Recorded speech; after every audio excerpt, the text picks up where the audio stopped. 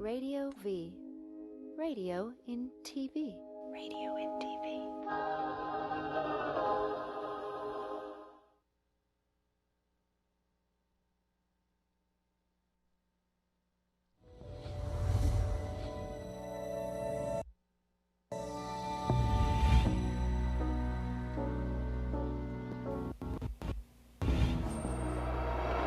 Hey everyone, I'm Corey Jenkins. Welcome to Thursday afternoons here in the studios at T Radio V.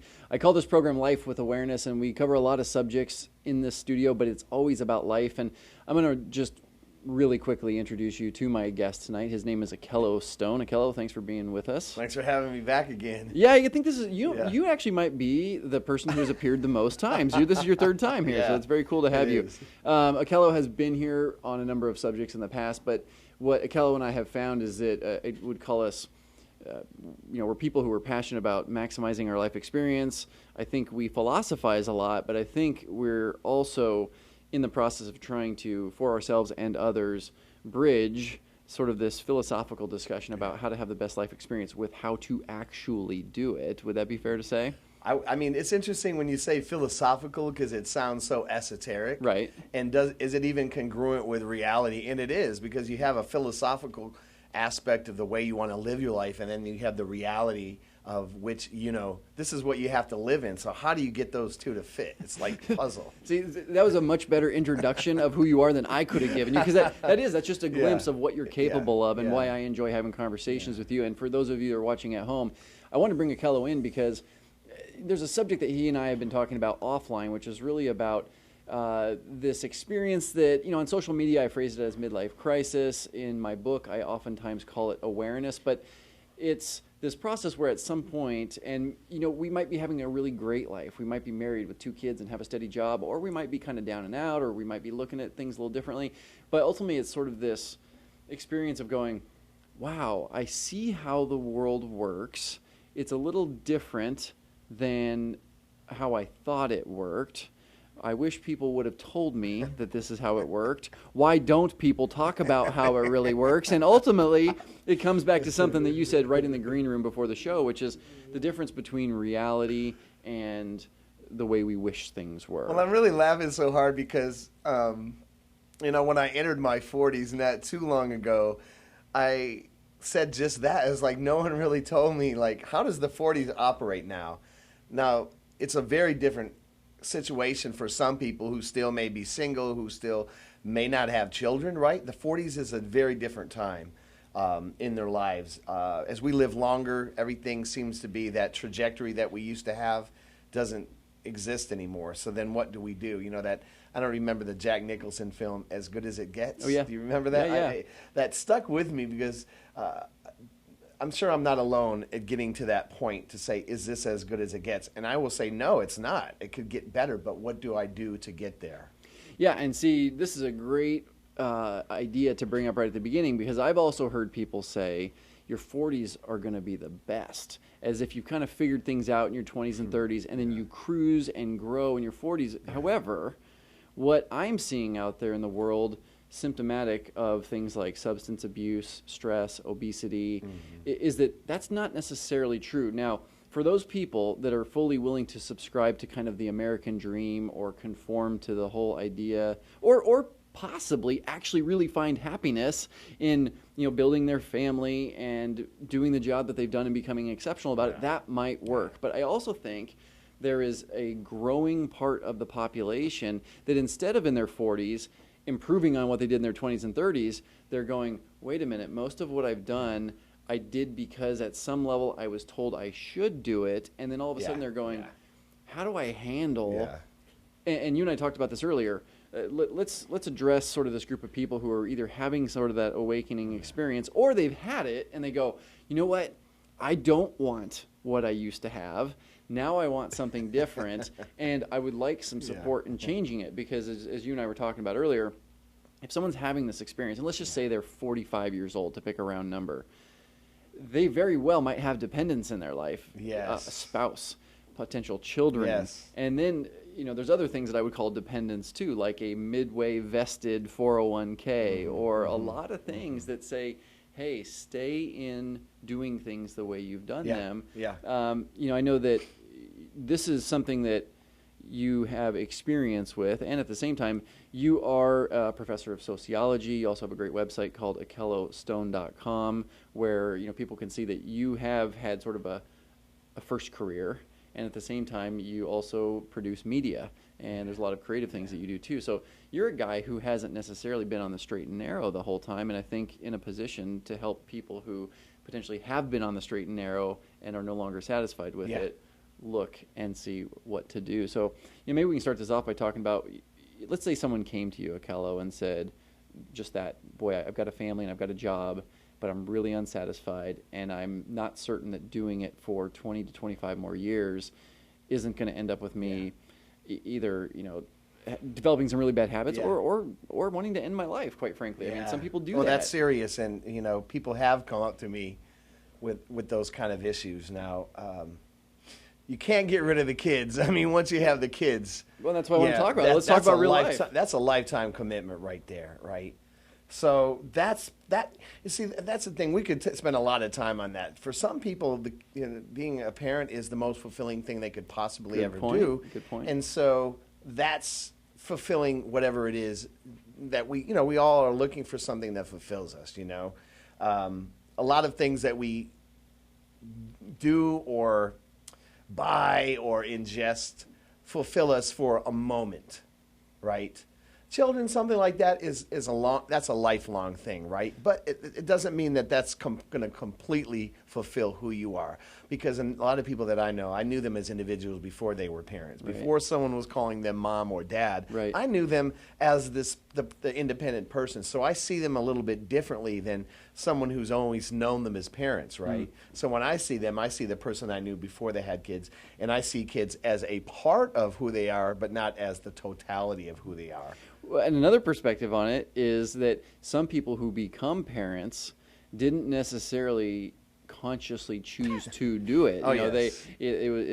They consciously chose to lie down, right, and make that happen, or semi-inebriated, or just in what I would call the semi-consciousness of being heavily influenced by the way we should do things. But let's move, regardless of how someone got there. Let's talk about that, because people come to me with these types of questions also, and I'm sometimes surprised how my guidance, which seems to me so clear and simple, seems so difficult to either interpret or to execute. And so, for example... it's the execution. It's not the interpretation. Well, and I get that, right? Because there is so much bandwidth in a day. In fact, let's see if I can pull this up real quickly. I broke this down, Akello. I said, so there are 168 hours in a week. That's just the way it is. If you work 50 of those, let's say. Let's see, how do I write this? So between sleeping and rolling around in bed and hitting the snooze button, you average about 8 hours or 56 hours per week in bed. That leaves 112 waking hours in a week. If 50 of those are spent at work or in transit or decompressing from a job that perhaps is not fulfilling, it means you only have 62 hours left every single week to do everything else. And I'm not even accounting there for picking up the dry cleaning, going to soccer games, things that are responsible to do. But to me, it's fascinating then to go, oh my gosh, if that's reality, and at the same time I'm in something that's difficult or that I'm not finding to be truly fulfilling, how in the hell do I budget a little time in there for the actual execution to move from something that's, let's just call it normal, to something that's purposeful? Oh man, that's probably the greatest challenge, because, well, one of the things that like you said, you cannot get any more time than that. How you budget your time. Some people budget their time very well, but even that, they don't have enough, bandwidth to be able to move to the next thing. And that does involve cutting something out, or at least changing how much attention you spend on something temporarily. Right, which could be like when cutting it out is like you're not doing this, or the focus is not on this, right? The other thing too is like we have to the kind of the elephant in the room in terms of like, I'm not happy. This is where I am. I'm stuck in this particular situation. Let's say living from paycheck to paycheck, just making it and doing well, but any alteration of that would be a significant change in everyday life.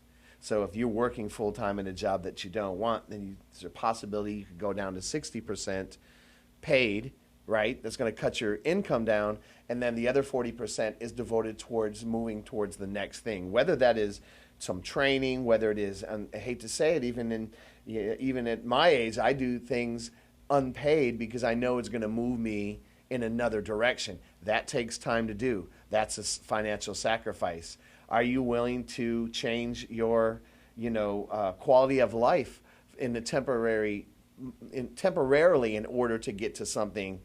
And then here's the other thing: is what if you don't find it? Right. You have just dismantled something that you created that was, it's not fulfilling, but it's maintaining you. You dismantle that to move towards something. The opportunity never comes, and then you get on that slippery slope towards disaster. Well, let's start that subject now, and then we're going to take a break in just a couple minutes. But I think you're bringing up something that's really important, because what I just heard you say is that so you're in an existing routine, you're living paycheck to paycheck, but all of a sudden, if you're going to try to pull back your time spent doing that, then the income drops as well. And a lot of people are going to go right there. They're going to go, impossible. I can't do it because I can't afford it, or my wife won't let me, or I'd have to do something. But what I think is fascinating is it really takes a deeper level to then look and go, where are the areas in your life that are flexible that you normally haven't considered to be flexible? And it gets very edgy, and it'll piss a lot of people off. But sometimes you have to think about, I might have to spend a little less time with my wife, or my family might have to move to a neighborhood that's a little bit cheaper. But it really begins to question then, how important is this transition to you? And I don't think it's the same for everybody. There are some people who will probably go, you know what, that's not going to work for me. I am not going to be able to have that conversation with my wife, or I'm not going to be able to make that significant change.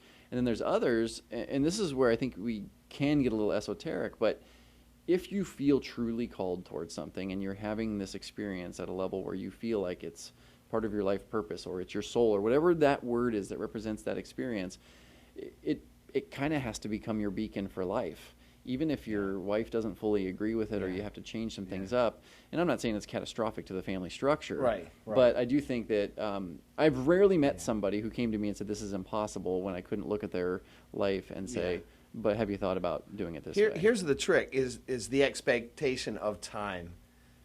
We live in a I want it now kind of a more than ever climate, more than ever. And so when we talk about transitioning your life, we're talking about years, not months. If you want to do it right, we're talking about an investment of years. Yep, most likely. Not months. It's not going to snap your fingers and boom, you have a new life. No. And you think that's going to happen, it won't happen. And then it has to take on, and I think we were talking about this the other day, and I talk about this to people all the time. It's like you are not going to get there tomorrow, but you can take a step each and every day. And if you're not doing a step every day, then you need to figure out where that block is, because do you really want to go in that direction if you're not willing to take those steps? I think it's interesting that you bring that up as a strategy, because we didn't talk about this before the show, but I fully agree with you. And so together, when we come back after the break, I want to have us talk a little bit about what that might look like. Because again, to me, that's a really simple statement. It's a really simple strategy, but most people aren't implementing it. So for you out there, I'll be right back with Akello Stone. We'll see you in 3 minutes.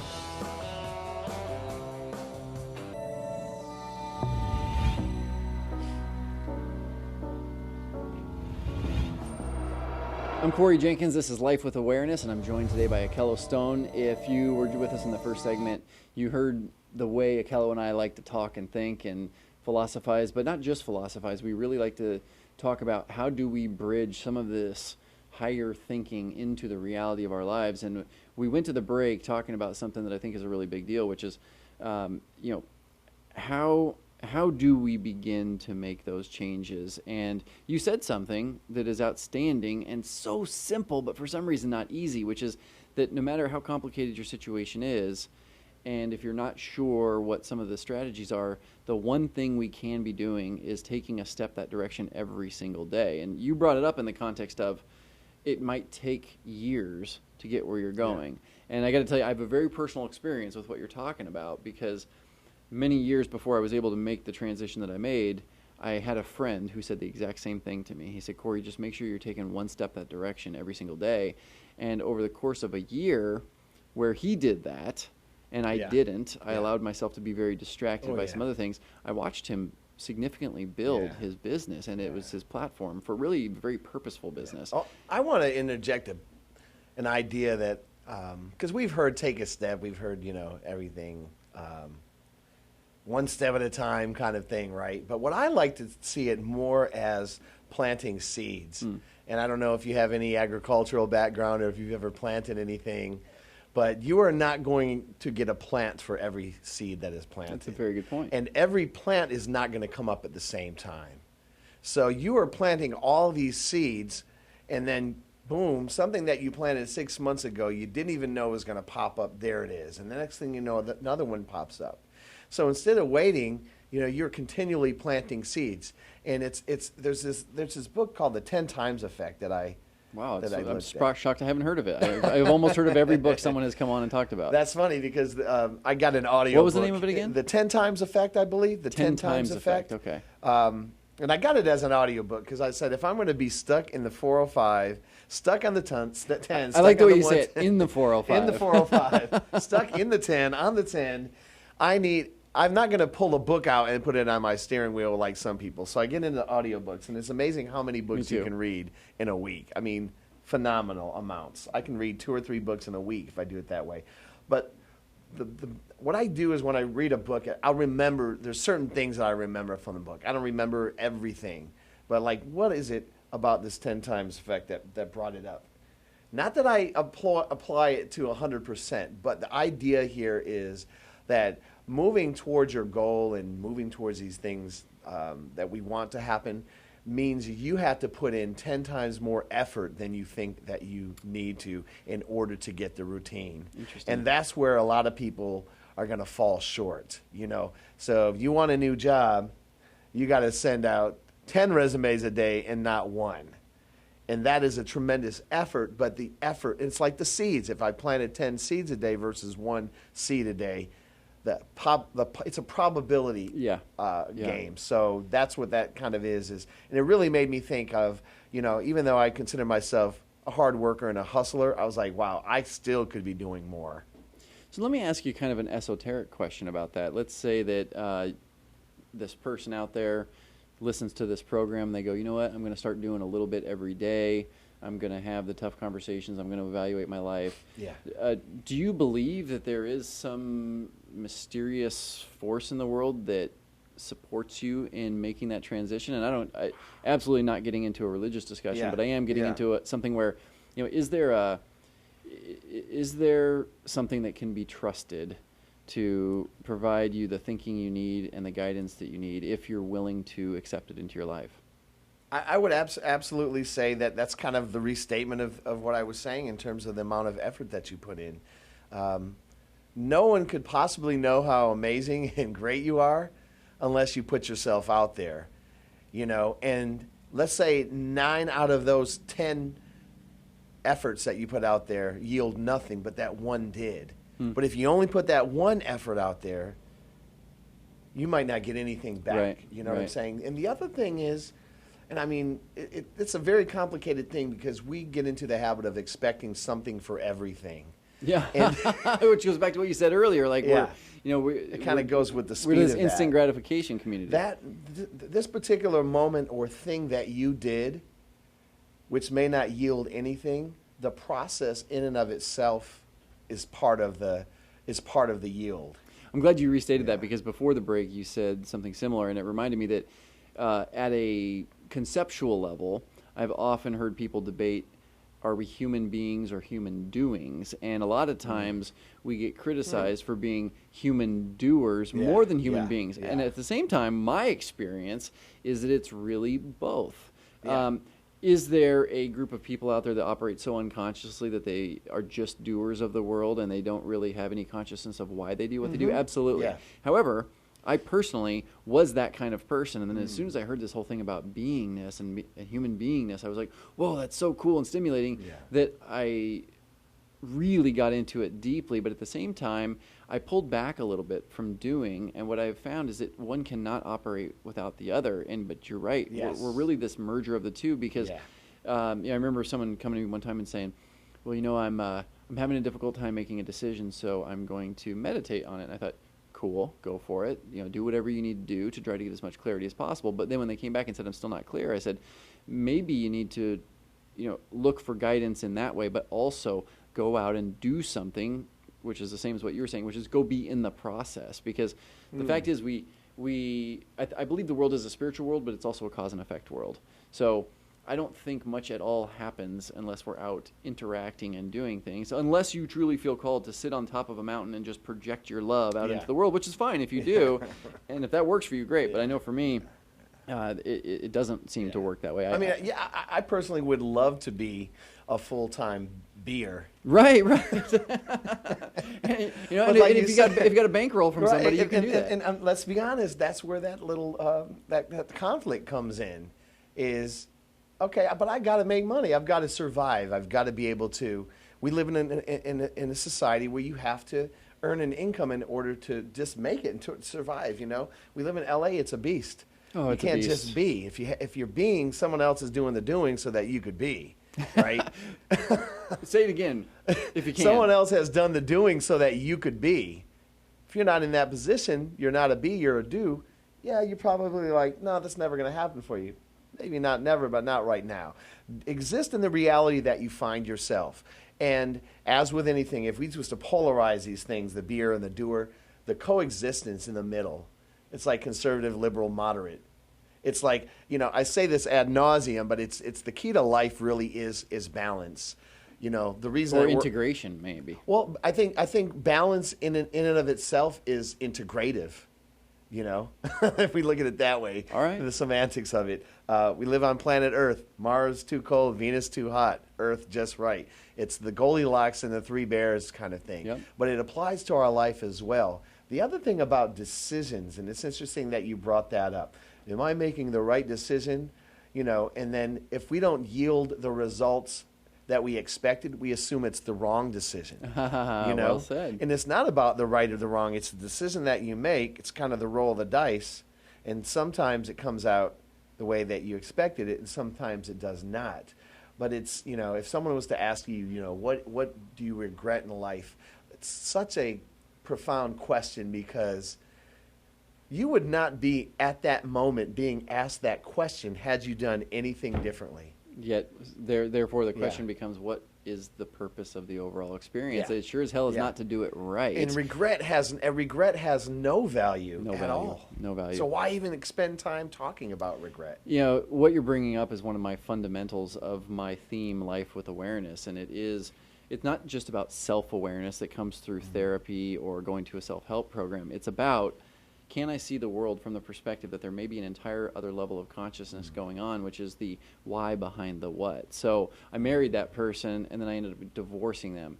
Is that a regret, or was there an opportunity there to learn something, probably about myself? And you could call it at the level of spiritual growth, or you could call it whatever. But to me, that's a really big deal because I've almost fully reconciled this in my life. I mean, there's one or two things where I look back and I go, I wish I would have done that differently. Yeah. However, just as you said, I don't know that a year from now I'm not going to see something where I go, that was perfect. And it was perfect because I learned something that now I'm getting to see why I needed it to be the way it was. And to me, that's a fascinating So everyone, discussion. divorce is not a failure. That's a super obvious example, Yeah. or a super dense example. Yeah, it's really not. But then here's the flip side. This is my devil's advocate side. Bring it. I like because that. I really like to understand how people think, because I can think a certain way and create a logical reason behind that, right? Well, this happened and it was supposed to happen. You've heard people say it. It was supposed to happen. But you being able to reach into your ideas of rationalizing things. Sometimes I think that, like when something not so, I call it savory. That's my word today, savory. Something not so savory happens to you. Sometimes you just got to say, that it sucks that this happened, and acknowledge that it happened. and also acknowledge that maybe there is no value to that particular challenge or struggle. Interesting. Everything doesn't have to have a value. Sometimes it's just the good, the bad, and the ugly, right? We don't have to always find the good in everything, in order to move on. We can acknowledge that there was a bump in the road and not say, well, that bump was there because, I had to get there later because, we always try to rationalize, things. But sometimes things happen and, they suck. We get through them and we get out on the other side and we keep going. Well, let's do this because I think you're bringing up a really great point. We're going to go to break. What value, if any, is there to looking back? I think sometimes it provides a level of perspective, a level of awareness, but I agree with you. Spending time in regret is completely counterproductive. So for those of you out there, I'm having a great conversation with Akello Stone. We're talking about avoiding midlife crisis. We're talking about a life of purpose, and we're going to be right back in 3 minutes.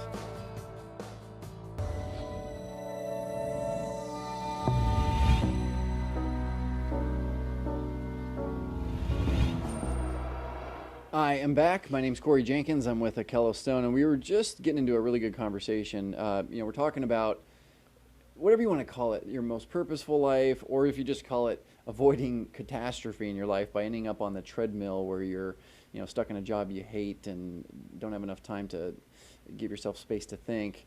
And we're kind of in this process of talking about the process of self-evaluation, which oftentimes can create regret. It's an interesting experience. I know for me, I have done what I would call like a pretty significant self-audit of my life. And I recognized there was a certain level of risk to that process because if I'm not able to come into that process from a really healthy perspective, I can look at a lot of my behavior, including my choices, and go, damn, I would do it very, very differently. However, you pointed out before the break that we can't know that we'd even be capable of these thoughts if we wouldn't have gone through that break. But let's specifically focus on the lack of value from spending time in self-judgment or really just being out of the reality of what is right now. And whether we're talking about a failed marriage or getting fired from a job, or maybe someone's body is really out of shape right now, and they look back and go, what caused this? Yeah. Is there any value to spending time in judgment and regret? You know what? Some people are going to really hate to hear this, but let's be honest. I feel like there's zero value in regret. Except for getting to post it on Facebook, right? I mean, the complaint department is open there. Let me tell you, the purpose that people have of sharing regret is they want sympathy. And I'm not a big fan of sympathy. I'm not a big fan of sympathy. So you got fat. What You're are you going to do? You're a tough love guy? Yeah, I'm a tough love guy all the way. So you got fat because of what you ate last week or the month before or whatever. You're spending that energy thinking about why you got to this point when that energy needs to be focused on where you want to go next. This is a situation where it is now. This is how I can change the situation. If there's any mental, because we have a limited amount of time, as you said, that we have a limited amount of mental energy to devote towards that. And if you're devoting it towards things that you absolutely cannot change, that energy could be devoted to moving forward. Yeah. I'm not a big fan of keeping, this is part of my evolution, right? But sure. I'm not a big fan of keeping mementos of the past to the degree where we know people, you get the shoebox out, you're looking through old cards and letters. I get it. God, I was like, if you I'd say I keep a minimal amount of that stuff. A minimal is okay here and there, but people will spend their days wrapped up in that when things get rough. Yep. You know what I mean? And again, my philosophy is when things get rough, stop trying to avoid it, sit with it, deal with the emotion that's coming from it. And also I've learned to remove the storyline and just to sit with the raw emotion and experience it until it starts to fade away. It fades away, and then you move through it. But if you continually it's almost like a self-deprecation when you're going on regrets and self-judgment. Yeah. See, I want to underscore something you just said. You talk about sitting with it for a period of time, allowing yourself to process it or have that experience, and then letting it go. To me, that's a real how-to that those of you watching from home can take. I don't think any one of us is saying you should suppress negative experiences or repress, which I can't remember which one's voluntary and which one you do unconsciously. But I really agree with you, Akello. If there is something, let's call it a broken relationship, and you've got a photo album full of pictures with that person. I don't think it's healthier to go burn the photo album than it is to keep it locked up in your closet. I do think that you can call it whatever you want. You can call it meditation, or you can call it something, but where you come up with some personal level, intimate exercise to acknowledge that that was a real experience in your life. Yeah. It's not going to necessarily be part of your present moment or your future. Yeah. But and have the feelings. I mean, in counseling sessions or small group exercises, I've done amazing exercises of just sitting with something and being like, wow, that was an amazing experience. It could have been one around heartbreak, or it could have been one around a poor decision made for me. There was a lot of money that was lost at one point, and I looked back and went, and I had to look at it and go, you know what? I see it. It's there. I acknowledge it. And then cry about it a little bit, maybe fuss and swear at it, and then go, but now is now, and what am I going to do now? And you know, interestingly enough, like in the context of a relationship, sometimes I've completely put that behind me, and then that person will show up again in the future. But because I processed it, there's almost as if there's a new experience. Absolutely, possible. it It's is. like, wow, this is so brilliant. Why don't we teach people this? And you know, hopefully we are a little bit today. But I think that's important to recognize that we're not saying. There's no value to looking back, but there's a difference between self-reflection and self-judgment. Yeah.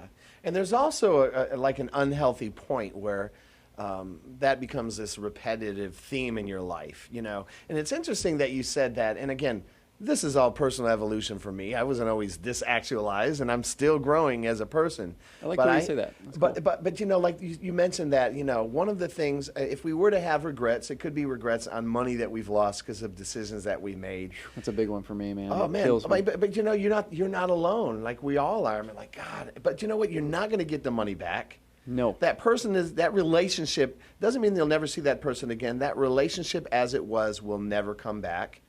That job that you love that you don't have anymore will never come back. It's gone. It probably wouldn't even be the same if you went back today. Any part of your life that you were able to go back to today at present day, it would not be the same that it was. It's done and over with, and there's things, you know, there's so many things ahead. You're still weighing yourself down with these regrets of the past that you're not allowing yourself enough space to open up. And I tell people, I'll be honest with them when I feel like they're going in that path.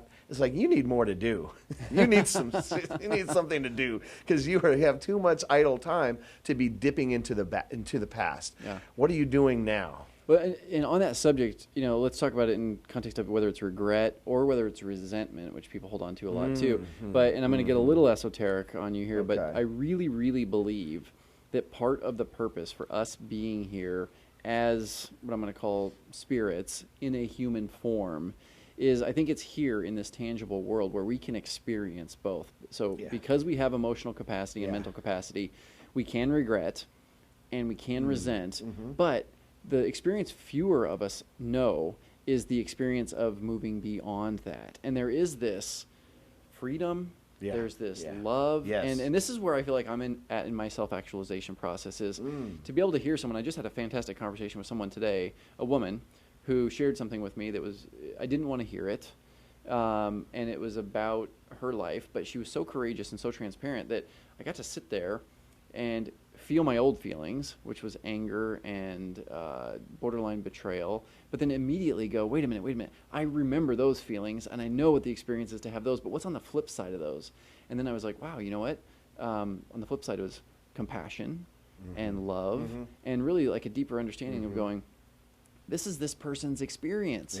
And a lot of it's emotional. They're just sharing their emotions with me and go, wow. And I think the same thing can be done even if another person's not involved, even if we're dealing like with regret or resentment. I think resentment is one of the number one killers out there that people don't, it doesn't get credit. I actually have a counter for that, because Let's hear it. You've heard of forgiveness before, right?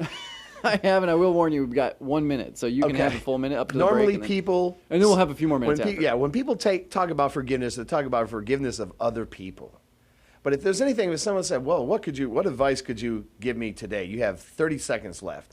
And I would say, forgive yourself for everything that you've ever done that you feel you failed, for everything that you think that you are not doing right now. Forgive yourself for that. And that way you can free up that energy to move on, because that is a stagnation in and of itself. I love that comment. And here's what we're going to do. We are going to take our final break, and then we're going to have about 5 or 6 minutes of programming left. And we're going to actually finish on that because I think you're right.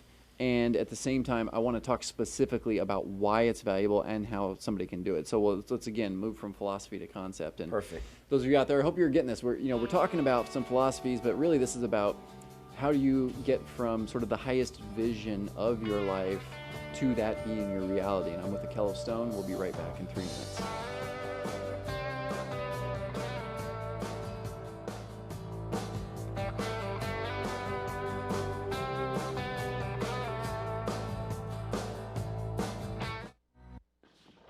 I'm Ty Simpkins. Miss Danielle Basutti. Hi, this is Brooke Peoples. I'm Jocelyn Donahue. Hi, I'm Keegan Allen, and you're watching T Radio V. T Radio V. T Radio V, radio in TV. Is that right? Yeah. Yes. T Radio V. Yo! T Radio V. Radio in TV. Radio in TV. Hey geeks, wake up! We've got big news. I'm not gonna mumble this time. Geekscape, the long-running movie video game. Let me do one more. Hey geeks, we got big news! Geekscape, your favorite show about movies, video games, comics, and TV, is coming to T Radio V Monday, October 6th. And it'll be on every Monday from then on, 7 p.m. Until the apocalypse happens, we're all eaten by zombies.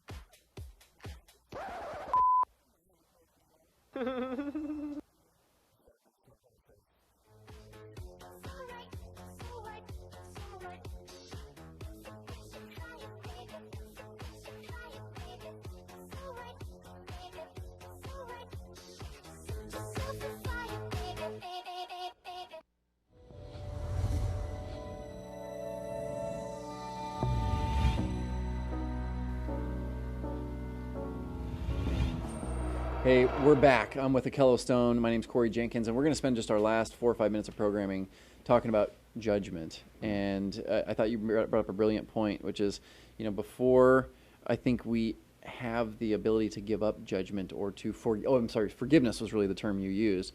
But I think before we really know how to do that with others, we have to learn to do it with ourselves. And you reminded me of that because you're right. I think forgiveness, when it's talked about in the Bible or in self-help programs or whatever, any spiritual text, it's almost always about forgiving others. Yes. Yet I think our deepest wounds are our self-perspective, and I think we're almost all our own worst critics. I mean, we don't let anyone treat us worse than we treat ourselves. So when it comes to self-judgment or self-forgiveness, it's so powerful. Have you been personally through a process? Oh man, just this morning. I think it's an ongoing thing. It's like an internal battle, and like I said, on the good days, it doesn't happen. But on the days that are particularly challenging, that's when you say to yourself, like, "How did you get here?" Like, look at that person over there. And that's let's think about it. Like, judgment of self really has to do with comparing ourselves to other people, without any rational ideation of like what our own experiences have evolved and how you have no idea what that person has, how their life has unfolded. But we constantly use other people as a reference point to where we think we should be, who we should be, how we should look, what we should be doing. When people's like, I could be doing that. I didn't, but I never got the opportunity. Why didn't I get the opportunity? And that's when we start going back to what we coulda, shoulda, woulda done. Right, you remember the woulda, coulda, shoulda? And at a principle level, it's so elementary. Yeah. It's because I wish we would say to every 4-year-old, and then every day afterwards, look inside instead of looking outside, because most of us get to adult life and we never think about not comparing ourselves to the outside world. We do it automatically instead of, and this is where I talked about just sitting in silence and trying to figure out what your highest vision is for yourself, because to me that would be sort of a natural solution to that whole process. But instead we have to first become aware of what you just said, which is that, holy shit, unconsciously what I'm doing is constantly comparing myself, and that's motivating me instead of being motivated by the highest vision of myself without that context. Well, that's interesting that you said that, because there's two things that could happen. Is those comparisons could be a motivational force to get you moving, or they could be a destructive force. And even if they do get you moving, towards what? Towards being better than that person, or being better at who you are? Right. Hopefully it will get you moving in a direction where you realize that there is no value in comparing yourself to others. But again, like you said, that takes time to sit down with yourself and to really look inside. And then, as you said, I'm going back to how you opened the show, is we have a finite number of hours in a week that we devote to sleep, to eating, to cleaning, the relationships we have with people, on and on and on, that our culture has not allowed us a regular interval for self-introspection. And so then, if the society and the culture doesn't allow for that, we have to demand that for ourselves and make that a part of our personal rituals. We do not, other than hygiene, we have very few personal rituals, and I think that we need to stop, pointing the finger at the situation that we find ourselves in the external world, and sit down with ourselves in a ritualized way to spend some time to start to sort those things out. And definitely, I'm telling you, and I tell people like myself who are in your 40s, I'm like, man, this is your opportunity. You got to get it right in your 40s, because you want to go in 50s, 60s, knowing who you are, feeling healthy both physically and mentally. I'm like, you cannot wait for the magic pill to happen, in the next decade. Now is your time to get it together. I couldn't agree more. I'm so glad that you brought this up, because I talk about this all the time. It's in my book, Life with Awareness. But it's so simple, Akela. What you just said, all you just said is take some time for introspection. And what I would add to that is it doesn't have to be 30 minutes or 60 minutes a day. But what it has to be is a day, meaning per day. It needs to be every single day. And what I tell people in my book is I challenge them, do it for 1 minute. 7 days in a row, and then go to 2 minutes. But the whole point is now, like in your 40s or whatever, if you're in your 50s or 60s, but if you're in your 20s, the same thing. Get into a pattern of even a minute of introspection can lead to what could eventually be, you called it ritualized, but it's funny, I also think it can be super simple. The ritual itself can be almost nothing except for sitting in a chair, non-distracted, and being quiet and seeing what shows up. And then you can start to make it more complicated if you want. But I really think that is the simple solution to all this. It's just we went and made it so complicated with, an entire self-help industry and what I'll call a religious industry, and just so many more complicated ways of looking at this. Well, I also think too, and this is kind of a big stretch, is make it personal and private. This is not something that you have to share with everybody. Exactly. Like today I thought I was reflecting on this and that. I mean, that's you don't great have to if you post wanna do pictures that, of but yourself you in the do not- lotus position on Instagram. You do not. There's so many things that you can do that you do not necessarily have to share with people, that become part of your private world and your private domain.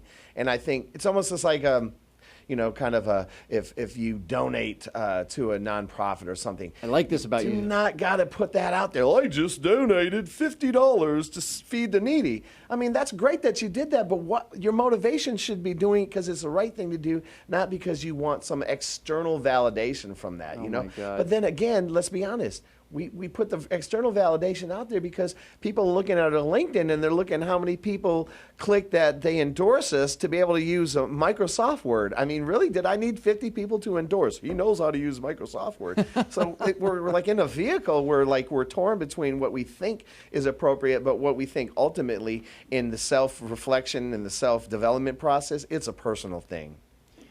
We're going to wrap on that statement because we're coming down to it, and I want to take a second to underscore a few of the things that we said. But number one, Akela Stone, with your website being akelostone.com, thank you for being here. We, I think, covered a lot today, but we landed on this final thing, which is introspection, whatever you want to call it, get to know yourself.